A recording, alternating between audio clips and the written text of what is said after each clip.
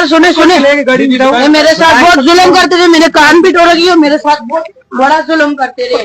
3 लड़कियों नहीं किस किस ने किया है? सर ये लगे हुए जो पकड़ने, ये जो पकड़ने दारुमान में क्या हुआ आपके साथ? दारुमान में सर मेरे साथ गुनाहकारी हर कुछ लगा रहे, सारे कुछ करते रहे। सर सुने सुने ये मेरे साथ बहुत जुल्म करते थे, मैंने कान भी तोड़ दिए, मेरे साथ बहुत बड़ा जुल्म करते रहे। 3 लड़कियों नहीं किस किस ने किया है? सर ये लगे हुए जो पकड़ने, ये जो पकड़ने दारुमान में क्या हुआ आपके साथ? दारुमान में सर मेरे साथ गुनाहकारी हर कुछ लगा रहे, सारे कुछ करते रहे।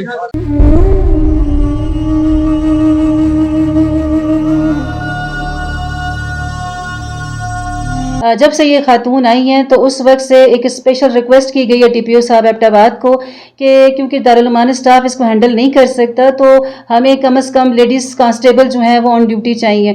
तो 2 ख़वातीन रात को और 2 दिन को 24 घंटे इसके साथ ये पुलिस की नफरी मौजूद रही है और ये उनका अटेंडेंस का रिकॉर्ड यहाँ पे पड़ा हुआ है इन आउट का कि ये बच्चियाँ आज यहाँ से जब ये रिलीज़ हुई है तो उन बच्चियों की जान छूटी है।